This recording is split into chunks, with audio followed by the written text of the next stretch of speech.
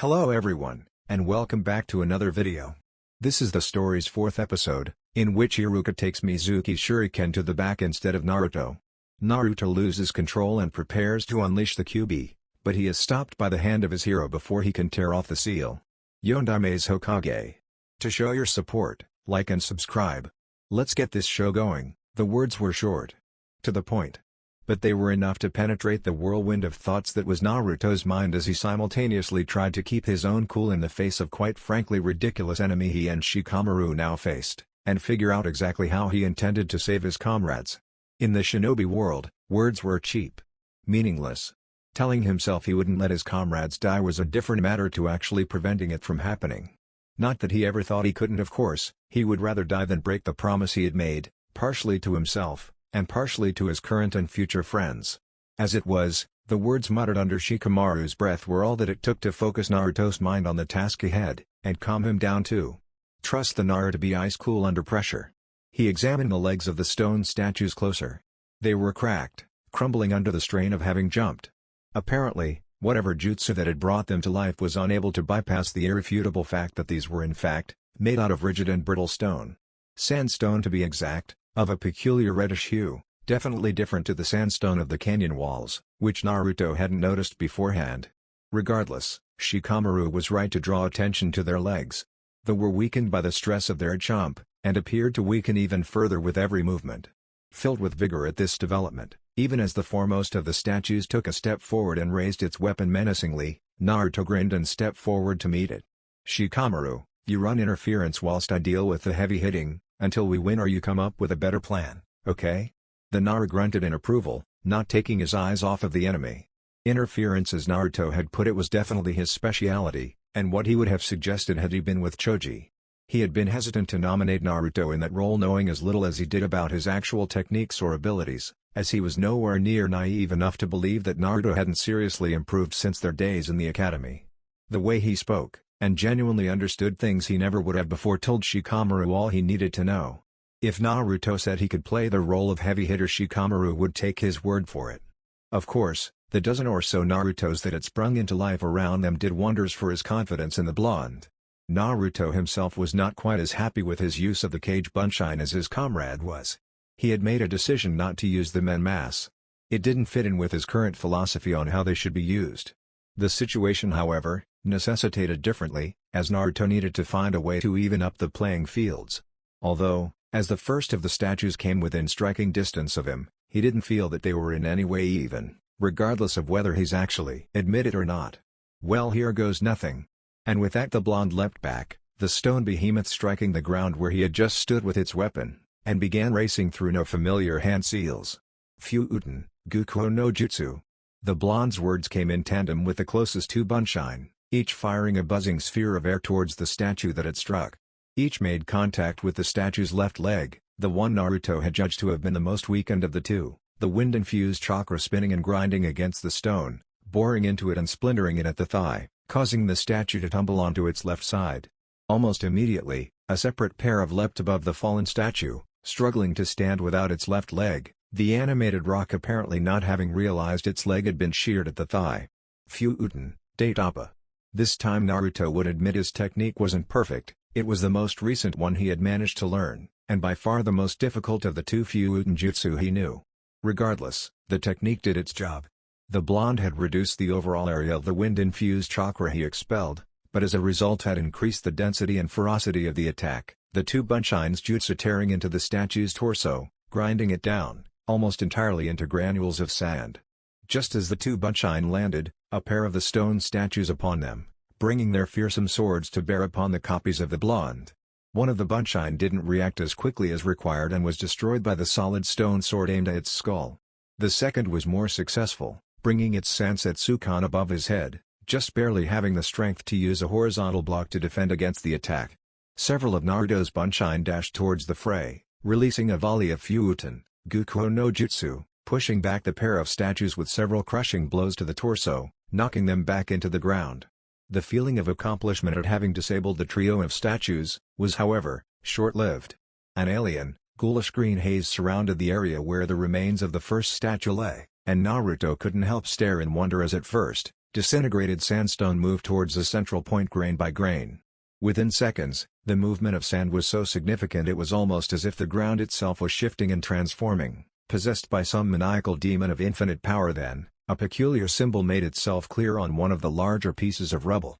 A strange, blood-red marking on the stone, glowing as though imbued with the chakra of the Kyuubi itself. And it was towards this piece of rubble that the sand gravitated, the stone growing and mutating, until the statue itself had been reborn anew, as if not a thing had happened. It stood, towering above the blonde, who had frozen stock still, flabbergasted at the turn of events, not even noticing that the same thing had happened to the two other statues he had destroyed. Transfixed and paralyzed by the combination of horror and shock at what he had just seen, Naruto simply stood whilst the remade statue once again raised its sword preparing to strike the blonde down in a single clean blow, crushing him under stone. Ducking and weaving through another series of attacks from the onslaught of Hitoshi, whose strikes and lunges never seemed to let up or give way, Kakashi grimaced as he saw the statues Naruto had just destroyed rebuilding themselves. Admittedly, it was a very impressive jutsu, and even though Kakashi had his Sharingan eye active, he couldn't figure out how it worked, even though he suspected Fuin Jutsu. What had made him grimace however, was the fact that it was essentially two totally green Jonin facing the jutsu. Talented, they may be, but almost every shinobi with experience knew that it was the key to staying alive in a decidedly deadly profession. Blocking a lunge at his throat from the kunai-wielding missing nin with his own kunai, he leveled a kick at the man's ribcage, landing his blow with a sickening crunch, sending Hitoshi skidding away from him on his back. Using the leg still on the floor to leap, Kakashi jumped backwards, avoiding the slash of a kunai from the earth aimed at his legs. Not even a moment later, the protruding arm had been engulfed in flames from a Katen jutsu from the Sharingan-wielding jutsu. Shooting a glance at the recovering Hitoshi, Kakashi attempted to seize the initiative as the situation his Jonin were in took a turn for worse, with Naruto directly in the firing line. Pumping chakra into his legs he made to sprint to the aid of the blonde. Doton, Torakugeshi. The Jonin skidded to a halt, leaping back from the defensive wall that erupted in front, giving him time to use his kunai to help deflect and dodge the hail of stone bullets that had erupted from it. Now Hokage. Eiji spoke, smirk evident on his face as he stepped out of the stone wall he had created. I told you before. Your fight is with us. Kakashi glared holes into the man, although it was painfully apparent to the Konoha shinobi that he was more frustrated with himself than anything else. He wasn't as fast as he used to be, his lax attitude to his own training had seen to that in the years since he had left Anbu. And now, his comrades, a trio of Jonin no less, were in danger because he was struggling with a pair of opponents that, should his own bingo book entry be believed, should be causing him nowhere near as much trouble. Naruto, you need to move now. It had taken Shikamaru's strained cries to shake Naruto from his stupor. It took him less than half a second after that for him to realize he had frozen. Just shut his eyes and accepted death. Gritting his teeth, he scrambled back as Shikamaru's cage main no jutsu failed, allowing the statue's sword to slam into the ground where the blonde had been standing. Thanks Shikamaru, Naruto shouted out, even as a pair of statues set themselves upon him, forcing him to leap over a horizontal slash directly into the chest of the offending statue. Planting his feet against its stone torso, he bent his knees and flipped backwards, allowing the sword of the second statue to crash directly into the first, cleaving it in two. Had he not been quite so shaken up, he would have remarked on how badass that probably looked as he landed on the ground almost perfectly. In truth, the statue's movements were slow and cumbersome, allowing for Naruto to take advantage with the increased mobility Uegao's and more recently, Jiraiya's Daijutsu training had afforded him. Even as the statue that had just been destroyed pulled its body back together, Naruto created a trio of cage bunshine to cover Shikamaru, who himself was now fighting a pair of the statues, and another two to aid in a plan that had just wormed its way into his head. Shikamaru, do you have an explosive tag? Naruto cried out, as the two statues reconverged on him.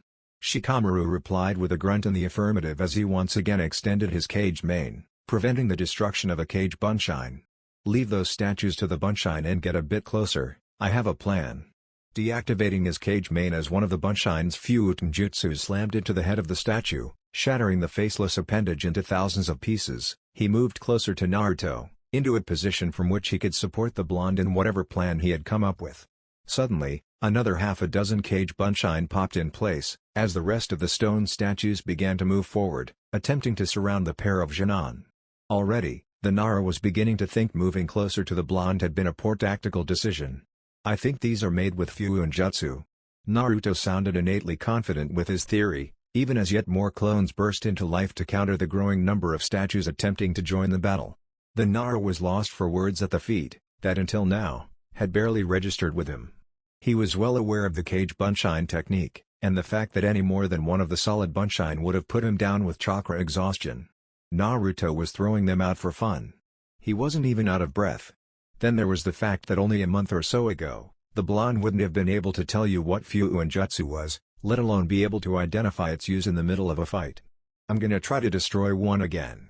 Break it up enough so we can see what I thought was a seal. Then, when I do, nail it with the tag, okay? I haven't got any better ideas, Naruto. Are you sure you can pull that off more than once? Your chakra has to be running out by now, and I haven't got the muscle to even stand a chance against more than one or two of these things. I have more than enough, Shikamaru. Besides, they'd have to put me down for good before I'd let them get to your Hana, whether or not I had enough chakra or not. Naruto had hesitated, because that wasn't strictly true. In fact, he'd only really begun to feel any significant loss of chakra after the last bunch of Bunshine. He didn't particularly want Shikamaru, however, to start getting too curious about exactly where he got his quite frankly massive reserves from. Whilst he knew the people his age would have to find out eventually, it could most definitely wait until he was ready to tell them on his own terms. Noticing that the Nara had accepted his answer, and started to prepare his explosive tag, Naruto put his fledgling plan into motion. Two more Cage Bunshine appeared either side of him as the first of the stone statues broke through the Bunshine he had created to help keep them at bay. They leapt forward, whips of lightning extending from each of their hands, crackling as they wrapped themselves around limbs of the statue. Yanking as hard as their straining limbs could manage, and increasing the amount of chakra they pumped into the jutsu, they tore the statue's arms and legs away from its torso, leaving the body of the statue momentarily suspended in the air. Fuuin, Datapa. The Cage Bunshine joined the original Naruto in performing his newest technique, and in an unusual moment of clarity in the moments before the vicious, cutting gale caused by the trio of Naruto copies hit its mark, the blonde noticed he had improved, if only a little, with the jutsu. Naruto's accuracy with the jutsu was once again exemplary, the raging torrent of chakra-infused air colliding with their target at breakneck speed, grinding at the statue's body, causing it to crumble at rubble, just as Naruto had managed the first time. And, just as the first time, an airy red glow in the center of the pile signaled the start of the reconstruction process. Shikamaru, now, Naruto shouted, leaping back from the area close to the temporarily defeated statue. The Nara hadn't needed to be told, and already having prepared the tag, was simply waiting for Naruto to get out of range of the explosion, before throwing the tag towards the source of the glow that was emanating from the pile of rubble, a light fizz, the only evidence that the tag he had wrapped around a kunai to provide the weight required for it to make the distance, was a live explosive. If Naruto was being honest, the explosion was underwhelming. He had only ever really seen one when he had used his Bunshine to avoid one in the Genon test. He could have sworn it looked much bigger when it was meant to blow him to smithereens. Disappointing as it may have been to the Genon who, whilst having matured, still liked a good explosion every now and again, who didn't, after all, the tag did its job, launching the already loose rubble across the canyon in all directions, and illuminating the darkened area inside the canyon rather well. Neither Naruto or Shikamaru could resist a grin of triumph when, as the smoke from the explosion cleared, and the red glow from the seal was not visible, and the remains of the statue were showing no signs of pulling back together. It was only to be a short-lived triumph as Naruto felt the last of his Bunshine that had been fighting the remaining statues was destroyed by a punch to the chest from a one-armed statue, and that statue turned to face the Genon. Right. Naruto started, his voice uncharacteristically serious. We know they're held together by some kind of seal. Now, from what I know, the seal will be where their chakra is orientating from, and is what makes them so hard to destroy. From what I know, for the seal to work, the seal itself needs to be continuous, like a circuit. So what we need to do to ruin them, is break the circuit. Except it's not as simple as that, is it? We can't see the seal, unless it's actually reconstructing them, and they won't have placed all the seals in the same place on each of them. Even you, Naruto, has to run out of chakra at some point, and I've only got another 5 tags. We can't carry on like we are. Shikamaru finished Naruto's train of thoughts on his behalf, the lazy drawl that usually graced his tone mysteriously absent. Well, we'll just have to think of another way to beat them then. I won't let them hurt my comrades. Naruto spoke as if it was the easiest thing in the world, any lack of confidence he may have had not given away by any of his movements. Even as he summoned yet more Kage Bunshin and moved to confront the approaching stone monstrosities once more, he didn't falter. Shikamaru sighed as he formed the hand seal for the one family jutsu he had actually learned. Shikamaru, however, knew it would make little difference. He was relying totally on Naruto. And he didn't like it. Lazy he may be, but Shikamaru cared about his friends, and Naruto, even though they had rarely spoken in their days at the academy, and he had only just gotten to really know the blonde, was certainly his friend. The thought that his laziness would ever endanger any of them had never even crossed his mind. No, he didn't like this feeling of helplessness at all. He hated it. Extending his shadow forward to the closest few statues that Naruto was fighting, he mused that it would be far too troublesome to allow any of his friends or comrades to die because he had been too weak to do anything about it. Kakashi's teeth were firmly gritted underneath the mask that covered most of his face. He had realized earlier in the fight that he was not all that he once was in terms of ability, but he hadn't quite cottoned on to exactly how out of shape he was. The fight couldn't have been going on for too long despite how difficult it was to tell time in the heat of battle, and he could already feel fatigue setting in. He was using his Sharingan for the first time in much too long, and his limbs burnt more and more with each dojo attack he had made. He was already starting to slow, and the combined attacks of the pair before him were getting harder and harder to avoid. Not that the pair before him were any better. They both looked exhausted, but Hitoshi was easily the worse off of the two. Their plan was a simple yet effective one. Hitoshi would take Kakashi in a frontal assault, keep him busy whilst Eiji attempted to strike him whilst he was distracted, and prevented him from retreating back to cover his Jinan. However, as Hitoshi was locked almost constantly in battle with Kakashi, he was on his last legs, and covered in wounds, some superficial, others not quite so. Eiji was not that much better. He was nearing the end of his chakra from having maintained his unique technique for so long. And no matter how tired he was still Hatake Kakashi. He had gained his reputation for a reason and it was time for him to step up his game.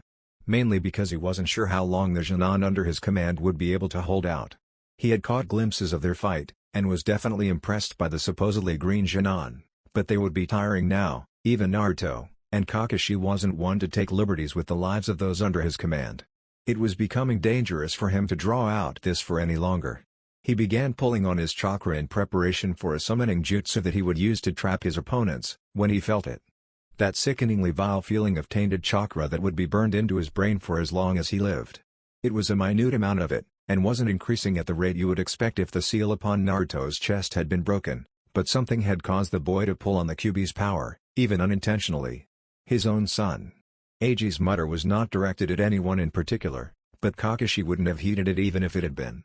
As fun as this has been, I'm going to have to cut our little game short. I have more pressing matters to attend to. The Sharingan-wielding shinobi's words sounded as if they should have been in jest, but his steely expression and monotone voice suggested the opposite as he flew through hand seals. He had to end this now and stop the seal from releasing any more of the Kyuubi's chakra, or they were all as good as dead. Shikamaru, for the second time in only a few minutes, found himself cursing his own weakness as he ducked and weaved between the relentless, albeit slow and cumbersome strikes of the statues that he now faced, alone. He had allowed himself to get separated from the blonde he was fighting alongside, pushed away and isolated. And all it took was a glancing hit from a thrust aimed at his heart to put his teammate out of the game. He had partially dodged, and the stone weapon had jarred his shoulder rather than pierce his heart, but the blow had sent him tumbling to the ground, with what he was certain was a fracture on his left shoulder. All Naruto had seen was the blow and the statue that had struck the Nara Tower over him as he attempted to scramble to his feet. It was as though the rest of the battle had disappeared, and all Naruto could see was Shikamaru about to be crushed by the next blow. He dived out of the reach of the statue he had been fighting, and flew in Shikamaru's direction. However, the blonde's inexperience shone through, and his tunnel vision was punished with extreme prejudice. One of the statues had landed fierce punch to the side of Naruto's chest as he ran, sending the Jinan tumbling across the clearing, smashing him into the far wall of the canyon. That had been a minute ago now at least, and a ragged Shikamaru couldn't help but fear the worst.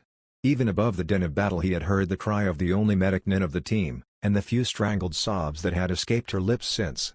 Shikamaru wasn't sure if a blow like that would be able to kill a person, but he was sure that it could cause damage that would, if left untreated. At any rate, he knew Hana would not have reacted in such a way if it were not serious. It had been his fault. Naruto had been hurt because Shikamaru hadn't been willing to put in the work. And now, as he leapt back from another attack, Clutching his shoulder as his left arm hung limply by his side, he realized that unless Kakashi could defeat his opponents in time to save him, he had little chance of living to regret his mistakes, let alone learn from them. He vowed secretly that if he did live, he would beg Azuma-sensei to train him and his team properly. He ducked under a horizontal slash from the statue directly in front of him, and was forced to dive between its legs as a thrust from another of the reanimated statues attacked from the left. He grimaced as the landing jarred his shoulder, and rolled instinctively to the right as he caught movement out of the corner of his eye. It was a wise thing to do as yet another statue attempted to stamp on the Genon before he could get himself to his feet. Unfortunately, it wasn't enough. He hadn't even seen the stone behemoth approach from the side he rolled towards, and was too slow reacting when it did. It slammed its sandstone hand against his shin, trapping him in place, and breaking the bone cleanly. Shikamaru didn't think he had the air left in his lungs to scream, but a cry of agony forced its way from his throat regardless. Held in place on his back by the cold, lifeless hands of one statue, he gazed directly at the nightmarish head of another, searching desperately for a pair of eyes to look into, forgetting between the pain and fear that he would find none. What he did see was the sword of the statue standing over him raised for the killing blow. Pain. Quite possible more pain than he'd ever felt. His ribs, arms, back, legs. They were on fire. He tried to move, only his fingers at first. Even they sent shivers of pain through him, jarred him as he tried to form fists. Arms next. Tried to push himself up, support himself. He could only gasp in pain as they gave way underneath him. He hadn't realized just how out of breath he was. What had he been doing? Fighting? He had to have been. It was the only explanation his clouded mind could provide. Where was he then? He couldn't seem to find the answer. A scream. One soaked in pain, rather than fear. Deathly terror gripped him. His eyes forced themselves open, even as his head swam, and vision blurred. He tried to make sense of what he saw in front of him. It was blurred. He could only make out silhouettes, but he felt a furious, feral anger build. He recognized the scream, instinctively processed its meaning before he could do it rationally. Even as he began to take in the information, he felt a familiar sensation flow through him, nearly overwhelming him. Heat. Power. Potent, familiar chakra. Rage. He could feel sensations returning to his limbs, pain leave as warmth flowed through him. He began to form cognitive thoughts once more. A mission. Near to Suna. The stone statues. Protecting his friends. Destroying his enemy. He was on his feet without even realizing it, still trying to put the dizzied, blurred pieces together in his head. A scream. His eyes flew to where he had been looking before, seeing with clarity he could not remember seeing with before, and before he could process the information, he had set off with speed he could not remember possessing. Take it for now, boy. Give them a glimpse of my power, remind them all why they fear me so. Naruto had not heard the deep animalistic growl that originated from within his own consciousness. Even as Shikamaru watched the sword belonging to the stone statue that towered over him rise up, poised to strike, he desperately urged himself to move. Every one of his aching muscles strained to get loose from the vice-like grip the other statue had on his leg, or even to simply avoid the coming attack. But he didn't have the strength left, and he knew it. But then, out of the corner of his eye, he caught a glimpse of red. He barely had time to turn to see it before it was up close and personal, barreling into the statue about to finish him off, splintering its body into hundreds of pieces upon impact. It turned in mid-air, landing on the ground for the briefest of moments before turning its attentions towards the statue that pinned Shikamaru's against the floor. "Get your hands off of my friend." Naruto's voice came out closer to a guttural shout than his normal voice, and the blonde didn't give the statue an opportunity to comply with his demand, launching himself at the faceless monstrosity, right fist pounding straight through the statue's sandstone head, shattering it before withdrawing his Sansetsukan, which was practically aglow with the strange red chakra Naruto appeared to be emitting. Shikamaru couldn't help but stare at the strange energy that seemed to billow around the blonde, twisting around him, creating a maelstrom of what appeared to be vortexes of red chakra. He couldn't wrap his mind around it, nor the feeling that seemed to accompany its presence. A terrifying feeling that seemed to penetrate to the Nara's core, one of unquenchable bloodlust and hate, that was only amplified by the manner in which Naruto struck out at the beheaded statue's torso with a horizontal smash, cleaving the body of it in two. The blonde turned to face him, eliciting a quiet gasp of shock. Whatever that chakra was, it had changed his appearance, with the whisker marks that Shikamaru had always assumed were whisker marks deepening and becoming thicker, and his canines had elongated slightly, making him resemble some kind of animal. The most shocking change was in his eyes. They had changed from their usual bright and energetic blue, to a shade of red not dissimilar to that of blood, and Shikamaru couldn't make out any emotion other than anger in them. Naruto winced a little at Shikamaru's reaction to his gaze. He had meant to ask if Shikamaru was okay to move, but judging by the sharp intake of breath, the Kyuubi's chakra had altered his appearance, though by how much, Naruto couldn't tell. Still, he had to admit, he felt as good as he'd ever felt with the demonic chakra in his system. He was faster, stronger, more alert than before, not to mention it felt like he hadn't used a single jutsu in a few days. However, Naruto knew the strength was coming at a price. He didn't feel like he was losing control as such, but he could hear whispers in the back of his mind. Whispers urging him to kill, wound and hurt. Spill the blood of everyone around him. Telling him to call on more and more of the fox's chakra, more and more power. They had started out quiet, barely audible as he moved to help Shikamaru. But only moments later they had increased in volume and number, penetrating his mind, influencing his thoughts. He wouldn't be able to maintain using this much of the Kyuubi's power for very long and still be able to maintain control of his own actions. And the blonde wasn't about to lose control again. He knew he didn't have a second chance where the Kyuubi was concerned. He'd have to end it as quickly as he could, and with as little chakra as possible, a task made all the more complicated by the fact he could feel the Kyuubi's chakra increasing in his limbs whenever he moved, in order to facilitate his enhanced speed and strength. In other words, with every movement or slight exertion, he was pulling on more and more on the Kyuubi's power, the rate at which he did so increasing relative to how fast he was moving, or amount of strength he was using. What's more, he could no longer feel his own personal chakra. It was like it had been superseded by the Kyuubi's once he allowed himself to draw on the fox's chakra. Fortunately, Naruto had a plan. He wasn't sure whether or not he would be able to get all of the statues, and it would draw upon more of the fox's chakra than he could handle. If he had have thought it through a bit more, he would realize it was reckless, and would need to come off almost perfectly to avoid causing himself some quite serious harm. But he would also realize it was all he had. Silently, he created a pair of cage bunshin who headed over to Shikamaru, and lifted him, doing their best not to put any stress on his shoulder, and placed him with Hana, who had stopped working on Baki the moment Naruto had begun to use the fox's chakra. Realizing she had been distracted by the events around her, a glaring mistake for a medic nin, who are expected to be able to work on patients in the heat of battle without being distracted by the events around them, she moved to check the Nara's shoulder and leg. They were both broken, although the shoulder was in far worse shape, with the collarbone shattered at the location of impact. Mentally, she decided the best course of action would be to administer a pain-killing jutsu, and continue work on the Jonin, who had been nearly ready to move. The cage bunshin had since returned to the side of their creator, who was preparing to make his move. 3 more cage bunshin appeared alongside them, and immediately the group made to surround the statues, who would begin to move towards them. Fuuten, Gukuo no Jutsu. Each of the Narutos shouted simultaneously, several spheres of chakra-infused wind that seemed to glow red, much larger and more intense than anything he had used before, erupted from each of them, tearing into the group of statues that they had seemingly rounded into a tight group. Naruto had aimed for the legs, where weak points still remained on most of the statues, and the result was devastating. Each sphere ripped through several sets of legs before dissipating, causing almost all of the statues to crumple in on themselves in a heap on the cold sandstone floor, leaving only a pair of the stone giants standing. But Naruto was not done. His cage bunshin leapt into the air, using chakra to get the required height needed to get into an aerial vantage point from which they could all focus the jutsu they were each racing through the hand seals for.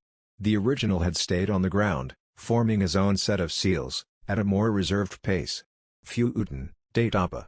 The cry of Naruto's cage bunshin came the moment they reached the peak of their leap, each unleashing a veritable storm of raging winds, that tore viciously at the statues and the group, chakra-enhanced blades of wind grinding and cutting the collapsed statues into piles of rubble before them. The original only briefly had time to marvel at how potent the Kyuubi's chakra was compared to his own, before returning his focus on the jutsu he was about to perform.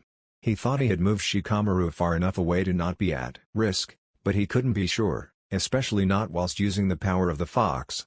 He had only ever really used this jutsu properly a few times, and he had never been able to keep as much control over it as Jiraiya could. Time was up, he noted, as a familiar red glow began in several places amongst the rubble of the statues, as they began to reform. He needed to do this before they had reformed enough to protect their seals from this attack. He wasn't confident that it would be able to destroy the stone in the same way his Fuuten techniques did. All his cage bunshin had dispelled besides one, who was preparing the final technique he needed to hopefully end this battle. First though, he needed to perform his own. He only hoped he had kept the area of the jutsu down enough. Kaden, Kasumi and Do no Jutsu. The light misty gas erupted from his mouth, billowing out into the clearing amongst the downed statues, spreading out, covering every single one of them, but not spreading out any further. He had pulled it off perfectly, with just the right amount of chakra. His grin was as wide as I had ever been, even as he jumped back, partly to get out of the way, but mostly, so that he'd be able to see the fireworks. He glanced over to his Bunshine, who had just finished his own set of hand seals. Kaden, Kamikaze. The results were as spectacular as any of the Sanin's demonstrations had been, searing flames erupting into a fierce inferno, the moment the small fireball had come into the vicinity of the mist, igniting it, turning the area into an all-consuming dome of flames. Now that was an explosion. Nothing like those boring explosive tags. That's when the blonde finally felt it.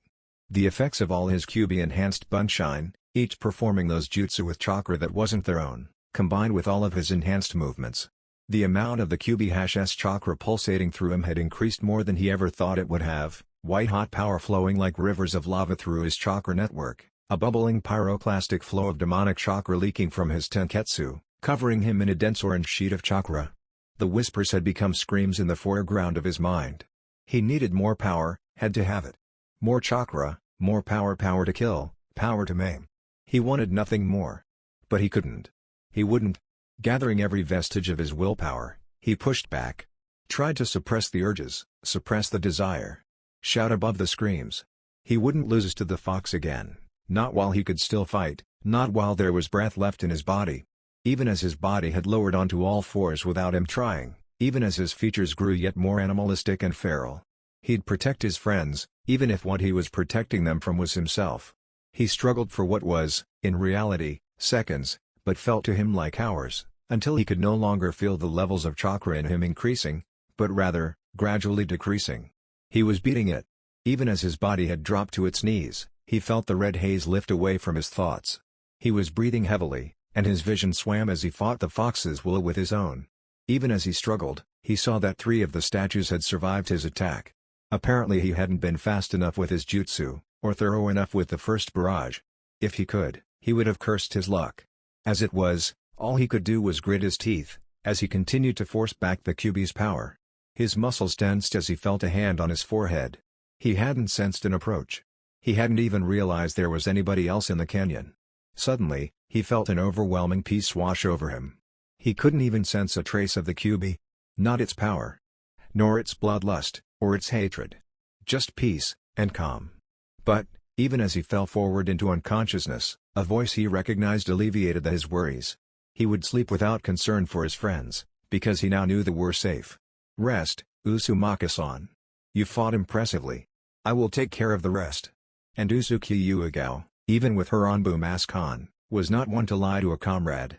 She had watched Naruto's fight from the beginning, and was stunned at the blonde's progression, even though she had taught him.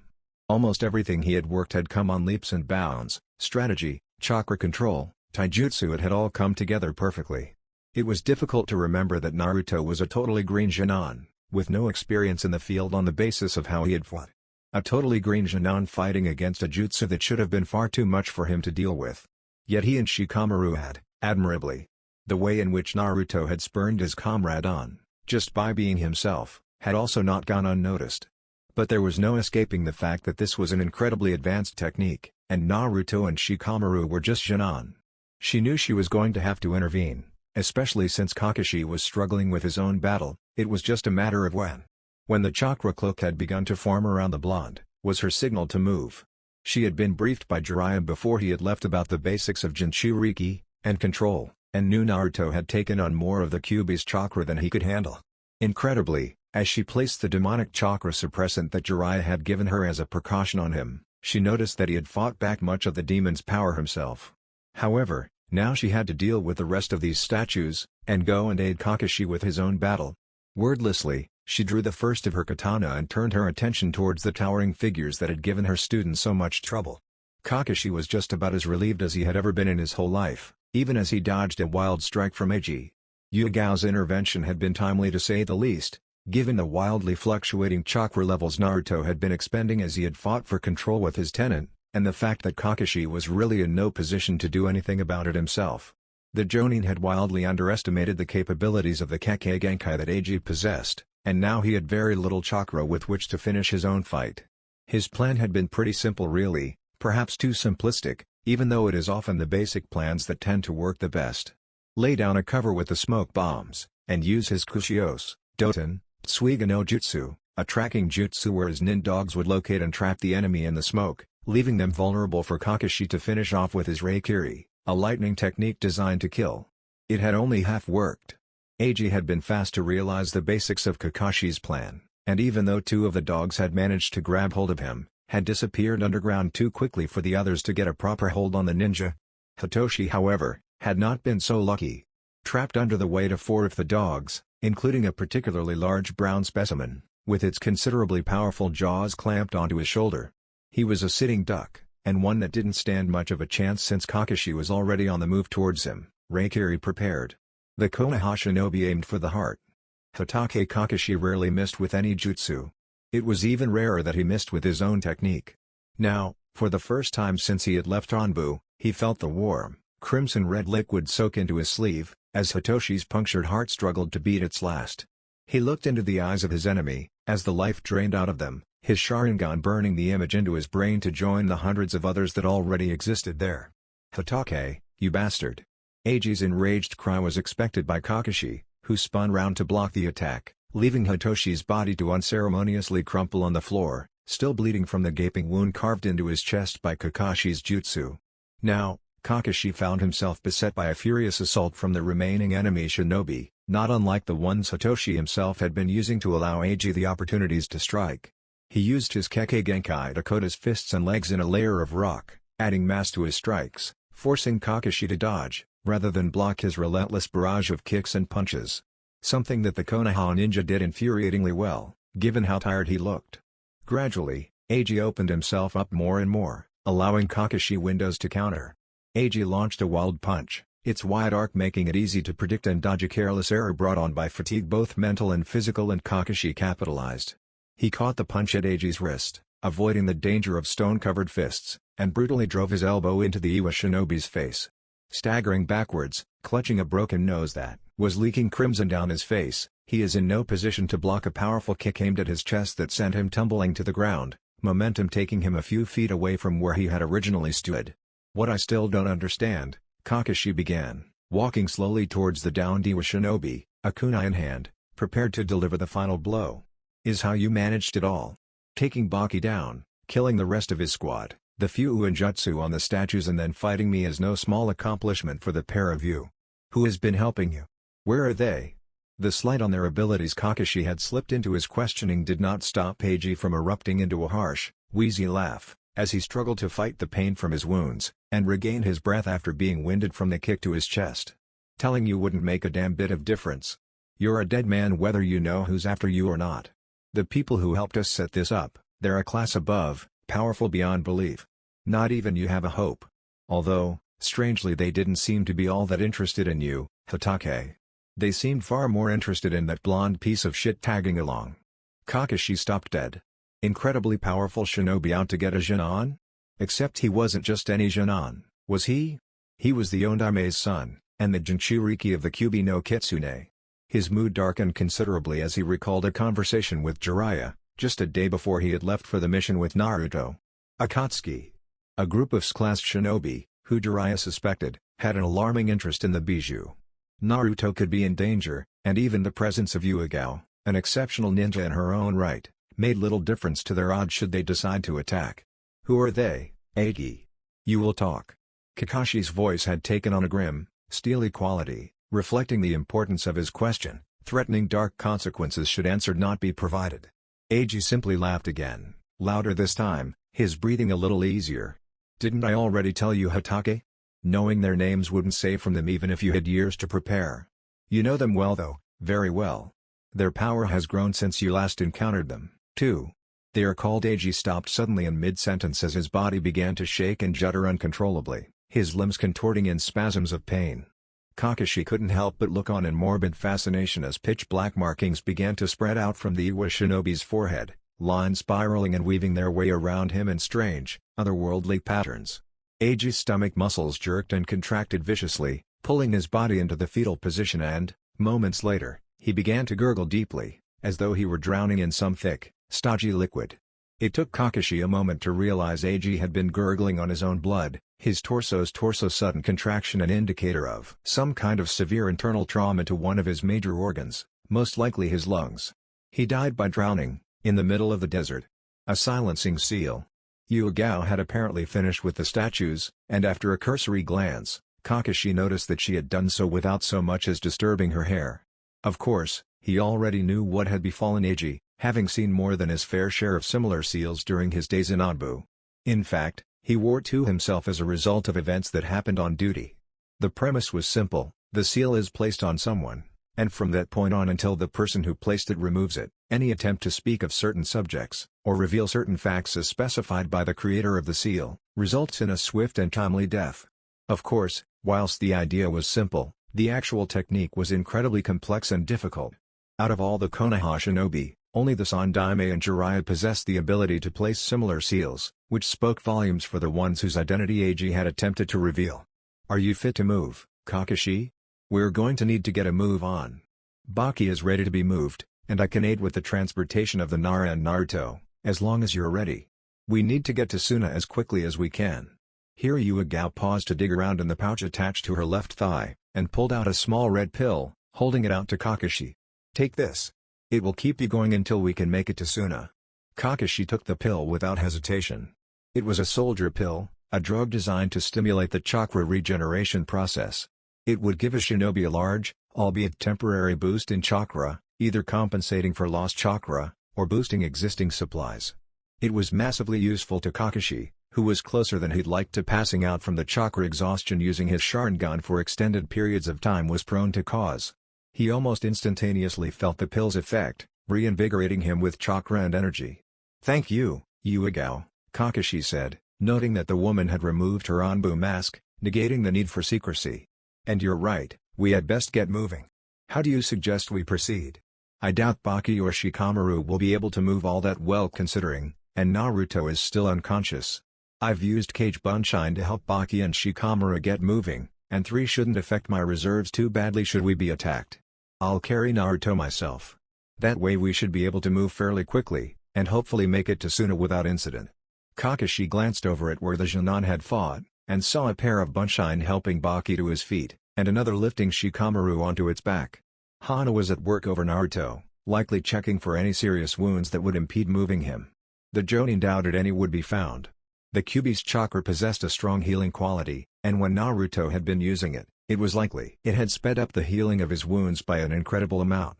"Well then, Yuigao, ready to get going when you are, although, I feel a little guilty at not helping you carry anyone." Naruto currently felt more at ease than he had ever done in his whole life. He felt like he was sleeping wrapped in fresh, pure white clouds, in the world's comfiest bed. He tried moving a little, just an arm, to try and rub his eyes ready to start his day. And that was when the pain hit him. It started as a kind of dull ache, his muscles protesting as he tried to move, but as he tried to move a little further, ignoring their complaints, it erupted into a full-blown throbbing pain, right through his entire body. He tried to focus on the bits that didn't feel like they had been clubbed into submission. Trying to opening his eyes, he was greeted with a sinister feeling of familiarity, a sickening kind of déjà vu, and a brilliantly bleached white ceiling. Fantastic. The hospital. His least favorite place in the entire world. But why was he in the hospital? His pounding muscles returned to the forefront of his mind. It felt like he'd lost a fight with a wrecking ball. A fight. The mission. Of course. The mission, the stone statues. Shikamaru. Naruto sat bolt upright, his muscles burning as he did so, becoming irrelevant, as the memories invaded his mind, the most recent one being of Shikamaru about to be struck down by one of the stone army they had been facing. "Is just fine." The words were strung out lazily, and were all Naruto needed to be reassured about the well-being of his friend. "And, by some kind of miracle, you are too. What happened? I can't remember anything after you got pinned down by that statue. You happened, Naruto." Shikamaru sighed heavily at Naruto's confused expression, and began to explain what had happened to Naruto, noting with some interest Naruto's discomfort when he mentioned the red chakra the blonde had used during the fight.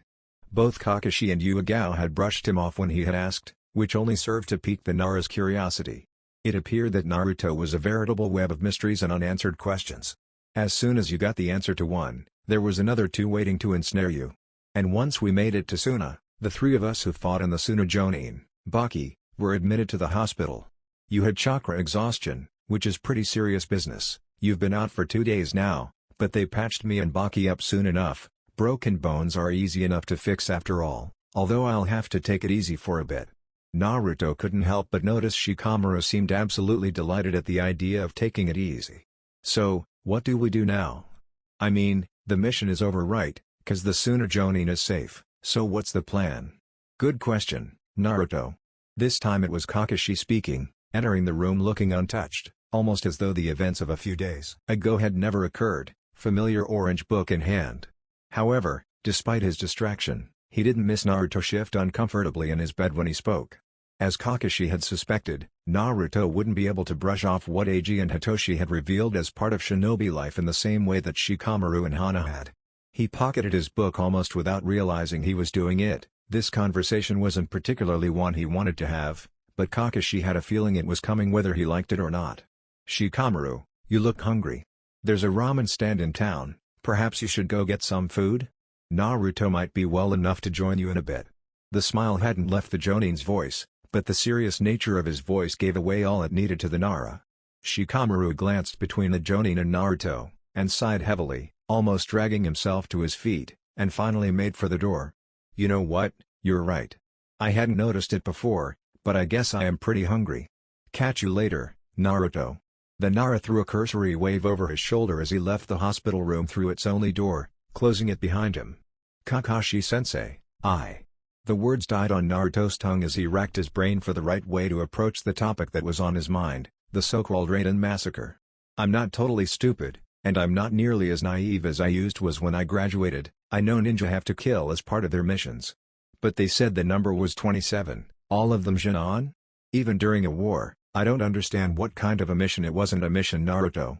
Kakashi sounded tired beyond his years, like the retired, grizzled old veterans that Naruto would occasionally see around the village.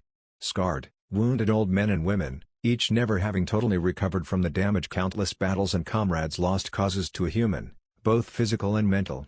Each had their own tales, some of glorious victories, some of epic, monumental battles, even more of the many heroic figures Konoha has, but most of all, tales of tragedy and loss. A teammate, friend or lover, gone before their time. A shinobi from the age of 5. Thrust at that age into the fires of war, Naruto briefly supposed that he was one of those grizzled-on veterans. Then how did it happen? If you weren't on a mission, I mean? Naruto found himself unsure about whether he really wanted to continue to press Kakashi on the matter, well aware that he was likely dredging up some of the man's most tortuous and painful personal demons. He knew Kakashi was not a bad person, which was precisely why hearing that he had done such a thing had unsettled him so much. How on earth did someone like Kakashi end up doing something like that? Naruto couldn't fathom it. In order to understand why I did what I did, I'll have to tell you a little about myself and my team at the time. Kakashi sat down next to Naruto's bed, all the while considering exactly how much detail to go into about his past. Early on in my shinobi career, I was obsessed with the shinobi code of conduct. I lived by them, followed them without exception. When one of my teammates was captured by an enemy during the war, I was even willing to abandon her in order to complete the mission we had been assigned. Naruto felt his fists clenching as Kakashi spoke. What he was talking about went against everything he stood for as a shinobi, every fiber of his being, and everything his father Kakashi's own sensei stood for. Yet, from what he knew about Kakashi, it went against his nature, too. However, my other teammate insisted that we save her before continuing with the mission. He changed my mind, helped me see that I was wrong to blindly follow the code, helped me to see that comrades and friends were more important than the rules. And we made to save our comrade, and we did. But, in the battle he was killed, and his dying wish was that I protected the teammate we had fought to save. It was only after his death that I realized he was the closest thing to a friend I had ever had.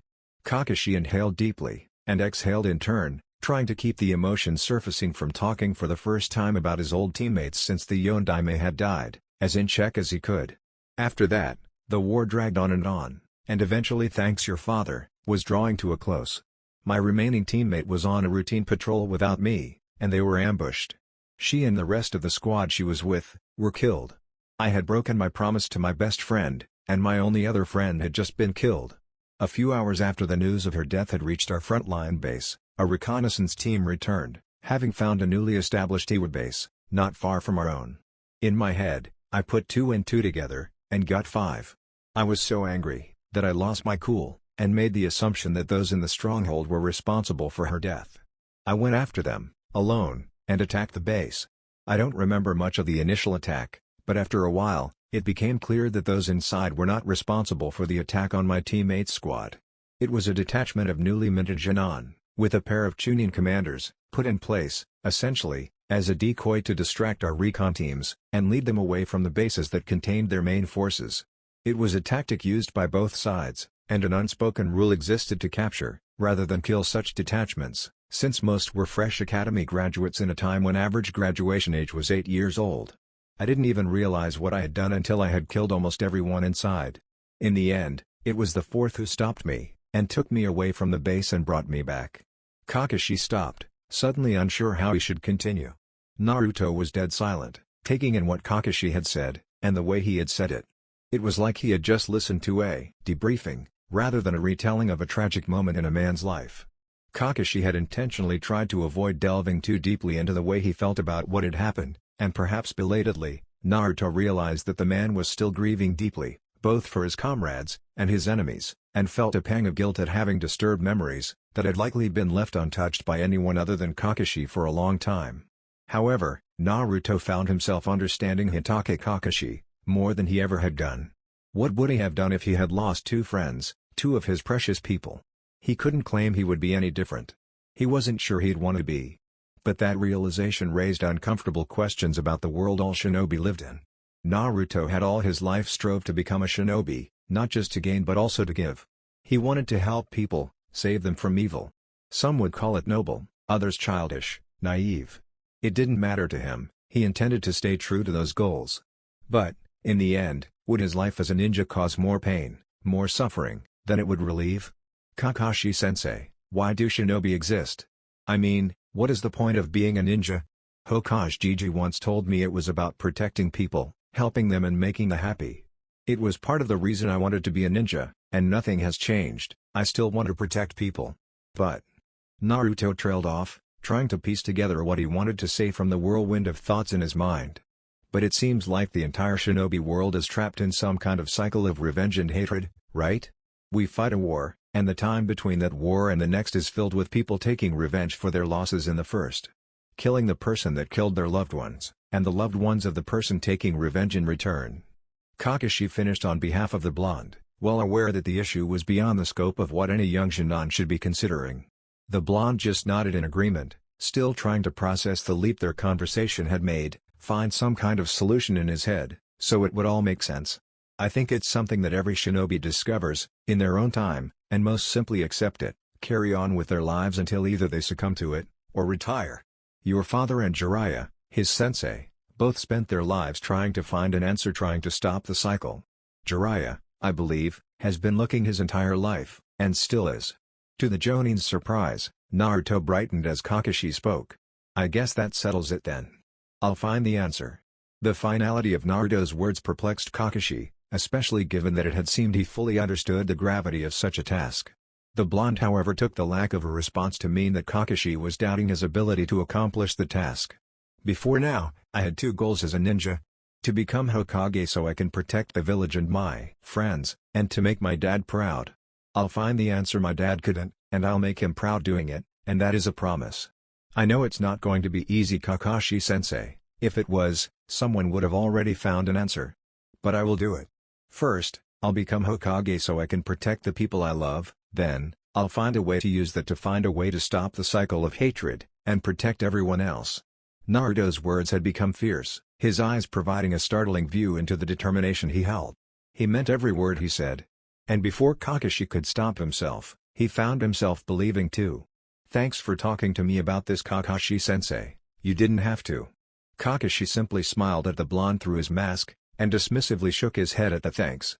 But don't think this lets you off. It was technically your fault we were attacked. The Jonin nearly fell out of his chair at the practically bipolar way in which the Naruto stone had changed, genuine heartfelt gratitude to what seemed like an impersonation of one of his own Jinan, Sakura, when loudly pointing out that he had arrived to a team meeting late. I mean, I think I deserve some kind of compensation. Compensation, like, I dunno, a new jutsu or two at least. Huh? What was that, Naruto? Shouldn't you be meeting with Shikamaru by now? He's been waiting for quite a while now, you know. Naruto hadn't seen Kakashi pull out the book he had his nose buried in, nor did he notice the Jonin form the single hand seal required for the shunshine he used to escape the punch Naruto had aimed at his face, leaping from his hospital bed to reach his target. As it was, all he made contact with was air. And the floor, with his face, when he unceremoniously landed in a crumpled heap close to where Kakashi had been. You owe me a jutsu, Kakashi-sensei. I don't ever forget when it comes to jutsu. The blonde shouted, fist raised threateningly in the air to no one in particular. Now then. Time to find that ramen stand. The warm broth, all that remained of the ramen Naruto had been eating particularly voraciously, even he himself would have to admit, poured down his throat, warming his insides as he felt it descend into his seemingly bottomless stomach. He couldn't help but smile as he began raising his hand to order yet another pristine white bowl of his favorite meal from the chef, who himself wore a grin, as since the pair of Konoha shinobi had taken a seat at his stand, takings had been particularly good. He had every right to look smug, Naruto briefly considered. His ramen was nearly as good as Tuchi's, the man who owned Ichiraku's, his favorite restaurant, the man who in his expert opinion, cooked the greatest ramen in the world. Another steaming bowl had soon found its way under his nose, and he thanked the chef enthusiastically, and began eating, enjoying both the food and the sights and sounds of the strange place that Naruto found himself in, not to mention the company of a more subdued than usual Shikamaru, his teammate on their recently completed mission. After talking with Kakashi, Naruto had been allowed to leave the hospital in order to eat with Inara, something he was infinitely glad for. He hated hospitals more than almost anything he could think of and had desperately wanted to leave it from the moment he had woken up. However, equal to his desire to leave the hospital, was his desire to explore Sunagakuer, the shinobi village he now found himself in. And even during the brief walk to the ramen stand where Shikamaru had been waiting, the village didn't disappoint.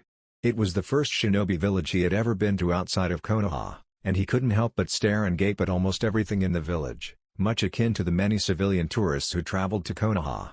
Everything was built from the sandstone that laid all about in the rockier areas of the desert that surrounded the village, rather than the brick and timber used for construction in Konoha. It was also different, the shapes of the buildings, the way the people dressed, the very air he breathed held a different feeling to Konoha's, parched and hot, like it was trying to make him dry up and turn to sand even as he walked, also very alien, and yet, it was also familiar.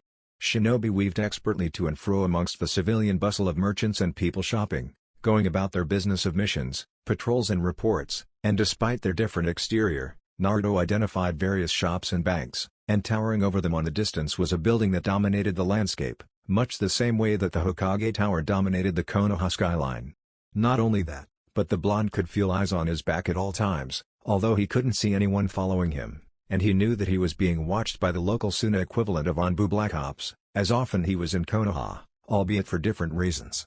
At the forefront of his mind, however, was naturally, how similar the ramen stand here looked to Ichiraku's. He glanced sideways at Shikamaru, who was still only on his first bowl, and had spent more time playing with his food than eating it.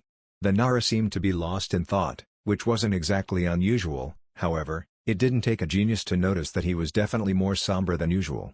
Shikamaru had apparently noticed Naruto's not exactly subtle concerned glances and turned to the blonde sitting beside him. "Naruto, can I ask you a question?" Shikamaru spoke tentatively, seemingly unsure of himself. Naruto simply nodded, gesturing for Shikamaru to continue, not wanting to speak with his mouth full whilst the Nara was trying to talk about whatever had been bothering him. "Why do you try so hard? To become strong, I mean. Before you always said you wanted to be Hokage, but it's not hard to see you've changed a little since those days in the academy. Is that still the reason, or has that changed as well?" "Yes and no, I guess." Naruto began, searching his mind for the words to express how he felt. "I still want to be Hokage, but I suppose the reasons I want that have changed. Before, it was to gain the recognition and the attention of everyone in the village. I guess I wanted the love and respect that the old man has now, you know?" Shikamaru nodded in understanding. Everyone knew Naruto was an orphan, and not particularly well liked, although the idea that the reason for this was because of his reputation as a prankster was highly dubious in the Nara's eyes. At any rate, it was obvious why that would have appealed to the blonde. And now? I get what being Hokage really means. Naruto answered, as though it was the most simple thing in the world. A Hokage has to be the best, not because they want people to care, to see them, but because they're the ones who have to protect everyone. Every ninja, every civilian a Hokage has to be able to ready to fight for everyone, no matter what it takes. And, once I realized that it's exactly what I want to do, too. Konoha is my home, and the home of those precious to me, and as cheesy as it sounds, I'll die before I let anyone hurt them, or it. Naruto sighed deeply, and stared into his own bowl of ramen, just as Shikamaru had been doing before. But, as I'm not nearly strong enough to protect everyone the way I want to. So I've got to train as hard as I can, for as long as I can, until I am that person that can protect everyone. And I won't fail. I'll become Hokage, and I'll keep everyone safe. For a moment, Shikamaru almost found himself believing that last part. At the very least, Naruto was proving to be interesting to be around. He was like a jigsaw whose pieces kept changing. He hadn't expected such an honest or detailed answer, but somehow, he knew it was the one he needed. That, however, didn't make the answer any less troublesome. Say, Naruto. Shikamaru noticed the blonde had finished the bowl of ramen he was on, and decided that now was as good a time as any to break the comfortable silence that had broken out after Naruto had spoken. Hana's gone to explore some more of the village. How about you head out and join her? Kakashi's given me enough money to pay for the food anyway. How about you, Shikamaru? You're not coming? I'll come and find you guys later on, I've got some things to do. Naruto looked curious, but decided not to question the Naru before getting up from the stand and heading off to find the Inuzuka they had set out on this mission with, something for which Shikamaru was very grateful. He thanked the chef, and paid for the food before setting out in the opposite direction to Naruto. He needed to think some more, and could do without the distraction of an energetic blonde. In truth, their mission was still heavily weighing on his mind.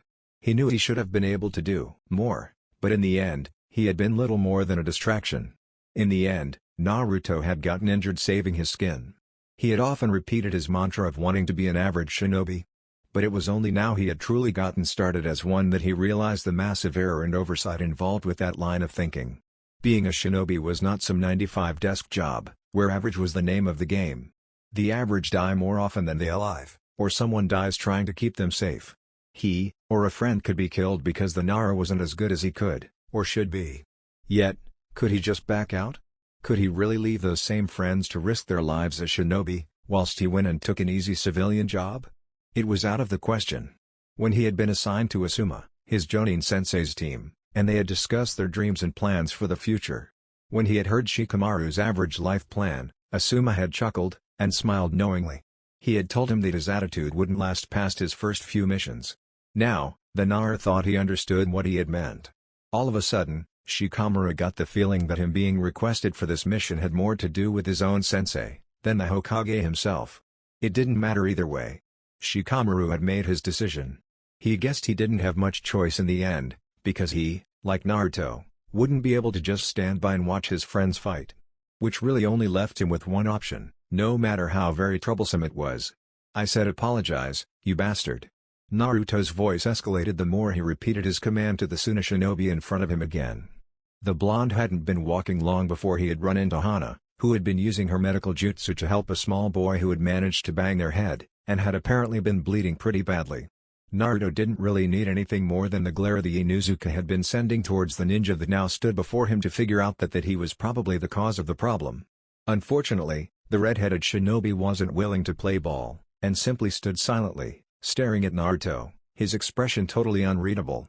I won't ask you the weak. The boy, who was about the same age as Naruto, finally rasped, as though it were a struggle just to speak, should not stand in the path of those who are strong.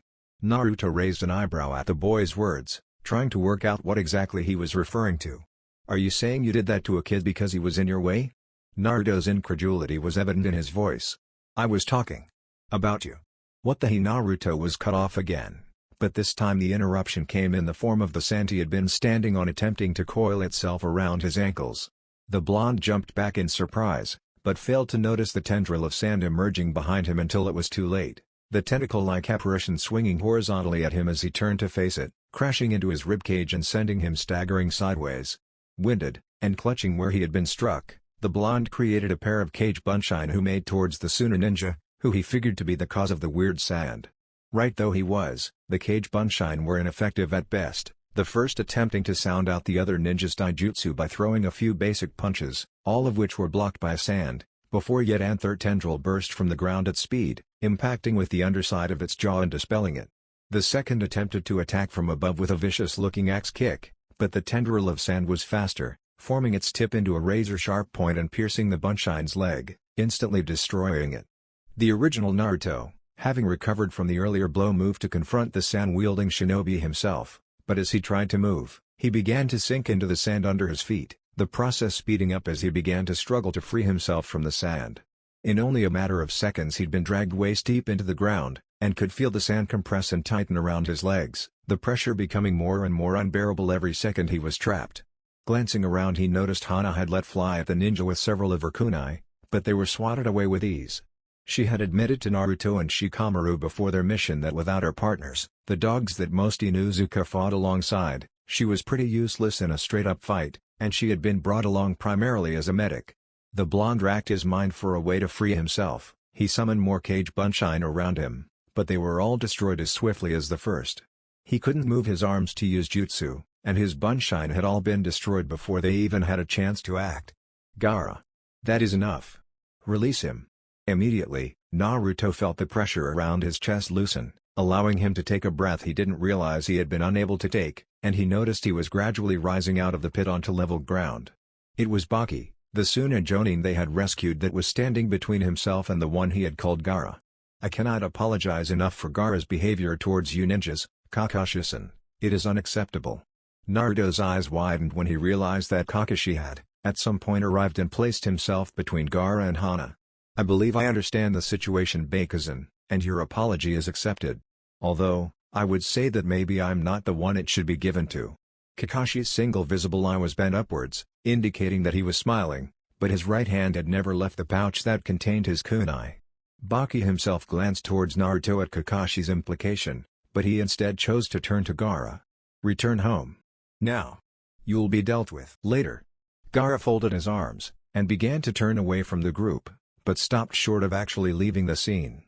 In a month's time, Konoha is hosting the Chunin exams. He turned his head and looked directly at Naruto, and there, I will kill you. And with that, he walked away, leaving Naruto utterly speechless, for just about the first time in his life, if only for a few moments. Well, I can think of better ways to spend my first day in a foreign village. The rest of the Konoha ninjas' stay had been quiet in comparison, the group staying one further night in order to ensure they were fully rested for their journey back to their own village. For Naruto, it seemed that any apprehension he felt about the threats made by Gaara the previous day were utterly overwhelmed by his excitement to be going home. And it was true, he was looking forward to getting back to the village. His first mission had been a success, although much to his disappointment, he never managed to even get a glimpse of whatever weapon Baki had been carrying. But, as much as he was loath to admit it, he was craving the amenities of home. Not only that, he wanted to get back into a proper training routine. Catching glimpses of Kakashi's fight with the two Iwa Jonins had been eye-opening to say the least. He had a long way to go before he would be even close to that level, but rather than daunted, the idea excited Naruto. It was a challenge that he was relishing. They left Sunagakure with very little fanfare, and immediately settled into a comfortable walking pace through the rocky, arid desert surrounding the village. Once again, the trio of Jonin settled into a conversational rhythm, with Shikamaru carefully taking in everything said by the other two Jonin, and Hana and Naruto excitedly swapping stories. Naruto spinning wildly exaggerated tales of his days as Konoha's most renowned prankster, and Hana responding with equally over-the-top stories of missions with her old team. Much to Kakashi's pleasure, not that he'd ever admit it, Hana had seemingly taken a liking to Naruto, despite the fact that, unbeknownst to the blonde, she was well aware of the QB being sealed within him. More than almost anything else, the boy needed friends, and it finally looked like he was gathering some to him. Kakashi supposed, given his personality, it was almost totally inevitable that he would eventually force people to see past the QB. However, Kakashi's mind could not be kept away from more serious matters for very long. Gaara, the redhead who had attacked Naruto and Hana in Sunagakure, had as good as promised to seek out Naruto and end his life during the Chunin exams in a month's time. Amongst shinobi, of course, this was a regular occurrence, however the status of Naruto and the other boy elevated this issue. Naruto was the Jinchuriki of the Kyuubi, but also almost totally inexperienced, and had not been a Jonin for very long at all. If it hadn't been for the presence of both himself and Yugao, whom had returned to the shadows, Naruto would never have been allowed to leave the village at all. Gaara was a different story. He had been a Jonin for almost a year, had taken a good number of crank missions, and also undertaken a rank a sign of particular skill amongst Shinin. And Kakashi had been assured his combat record was exemplary. If that was all, the Jonin probably wouldn't have been worried. However, Gaara also happened to be a Jinchuriki, and reportedly was thoroughly unstable. That was reason for even a shinobi like Kakashi to worry. The fact that he had singled out Naruto was extremely unnerving. The blonde didn't know it yet, but he had some serious work to do. That's it for this video. I hope you all enjoyed the video. Don't forget to like the video, subscribe to the channel, and follow me on my other social media accounts. Anime God here, and I'm signing off.